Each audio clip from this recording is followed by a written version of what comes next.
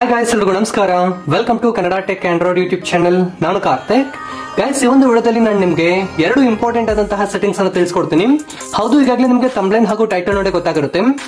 ನಿಮ್ಮ ಒಂದು ವಾಟ್ಸ್ಆಪ್ ಅನ್ನ ನಿಮ್ಮ ಪರ್ಮಿಷನ್ ಇಲ್ಲದೆ ಯಾರಾದ್ರೂ ಆಕ್ಸೆಸ್ ಮಾಡಿದಾರ ಇಲ್ವಾ ಅಂತ ಹೇಳಿ ನೀವಾದ್ರೆ ನಿಮ್ಮ ಒಂದು ಮೊಬೈಲ್ ನಲ್ಲೇ ತಿಳ್ಕೊಳ್ಬಹುದು.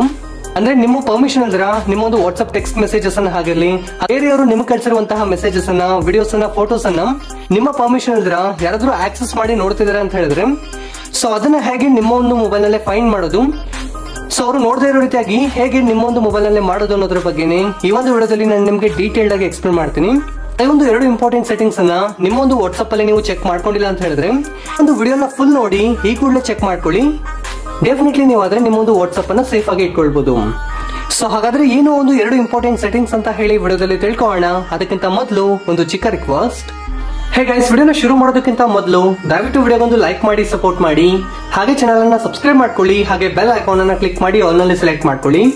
ಸೊ ಈ ರೀತಿಯಾಗಿ ಮಾಡೋದ್ರಿಂದ ನಾವು ಇದೇ ತರದ ಇಂಟ್ರೆಸ್ಟಿಂಗ್ ಆದಂತಹ ವಿಡಿಯೋಸ್ ಅನ್ನ ಅಪ್ಲೋಡ್ ಮಾಡಿದಾಗ ನೀವು ಮಿಸ್ ಆಗದಿರೋ ನೋಡಬಹುದು. ಹಾಗೆ ಎಲ್ಲರೂ ಸಹ ಈ ತರ ಕಾಮೆಂಟ್ ಸೆಕ್ಷನ್ ಅಲ್ಲಿ ಬಂದು ಈ ಒಂದು ವಿಡಿಯೋ ನಿಮ್ಗೆ ಇಷ್ಟ ಆದ್ರೆ ಮಾತ್ರ ಸೂಪರ್ ವಿಡಿಯೋ ಅಂತ ಹೇಳಿ ಅಥವಾ ಗುಡ್ ವಿಡಿಯೋ ಅಂತ ಹೇಳಿ ಒಂದು ಚಿಕ್ಕ ಕಾಮೆಂಟ್ ಮಾಡಿ ಈ ತರ ಸೆಂಡ್ ಮಾಡಿ ಸಪೋರ್ಟ್ ಮಾಡಿ ಫ್ರೆಂಡ್ಸ್. ಗೈಸ್, ಹಾಗಾದ್ರೆ ವಿಡಿಯೋನ ಶುರು ಮಾಡೋಣ. ಸೊ ಈಗ ಫಸ್ಟ್ ಇಂಪಾರ್ಟೆಂಟ್ ಆದಂತಹ ಸೆಟ್ಟಿಂಗ್ ಬರುತ್ತೆ. ಸೊ ಫಸ್ಟ್ ನೀವಾದ್ರೆ ನಿಮ್ಮ ಒಂದು ವಾಟ್ಸ್ಆಪ್ ಅನ್ನ ಓಪನ್ ಮಾಡಿ. ಒಂದು ಬಾರಿ ವಾಟ್ಸ್ಆಪ್ ಅನ್ನ ಓಪನ್ ಮಾಡಿ ನಂತರ ಈ ಒಂದು ಜಾಗದಲ್ಲಿ 3 ಡಾಟೆಡ್ ಲೈನ್ ಆದ್ರೆ ನಿಮ್ಗೆ ನೋಡ್ಲಿಕ್ಕೆ ಸಿಗುತ್ತೆ. ಇದನ್ನ ಕ್ಲಿಕ್ ಮಾಡಿ. ನಂತರ ಲಿಂಕ್ ಡಿವೈಸಸ್ ಅಂತ ಹೇಳಿರುತ್ತೆ. ಸೊ ಇದನ್ನ ಕ್ಲಿಕ್ ಮಾಡಿ. ಈ ಒಂದು ಜಾಗದಲ್ಲಿ ನೀವು ಲಾಗಿನ್ ಮಾಡಿರುವಂತಹ ಡಿವೈಸಸ್ ಬಿಟ್ಟು, ಅಂದ್ರೆ ನೀವೇನಾದ್ರೂ ನಿಮ್ಮ ಒಂದು ಲ್ಯಾಪ್ಟಾಪ್ ಅಲ್ಲಿ ಆಗಿರ್ಲಿ ಅಥವಾ ನಿಮ್ಮ ಒಂದು ಕಂಪ್ಯೂಟರ್ ಅಲ್ಲಿ ನೀವು ನಿಮ್ಮ ಒಂದು ವಾಟ್ಸ್ಆಪ್ ಅನ್ನ ವೆಬ್ ಸ್ಕ್ಯಾನ್ ಮಾಡಿ ಲಾಗಿನ್ ಮಾಡಿದಿರಾ ಅಂತ ಹೇಳಿದ್ರೆ ಆ ಒಂದು ಡಿವೈಸಸ್ ಆದ್ರೆ ಶೋ ಆಗುತ್ತೆ. ಇನ್ ಕೇಸ್ ಆ ಒಂದು ಡಿವೈಸಸ್ ಇಲ್ದಿರಾ ಅಥವಾ ನೀವು ಎಲ್ಲಿ ಸಹ ಲಾಗಿನ್ ಮಾಡಿಲ್ಲ ಬಟ್ ಈ ರೀತಿಯಾಗಿ ಗೂಗಲ್ ಕ್ರೋಮ್ ಅಂತ ಹೇಳಿ ಅಥವಾ ವಿಂಡೋಸ್ ಅಂತ ಹೇಳಿ ಏನಾದ್ರು ಬರ್ತಿದೆ ಅಂತ ಹೇಳಿದ್ರೆ ಸೊ ಅದನ್ನ ಇಮಿಡಿಯೇಟ್ ಆಗಿ ತರ ಕ್ಲಿಕ್ ಮಾಡಿ ಲಾಗ್ಔಟ್ ಆದ್ರೆ ಮಾಡ್ಕೊಳ್ಳಿ.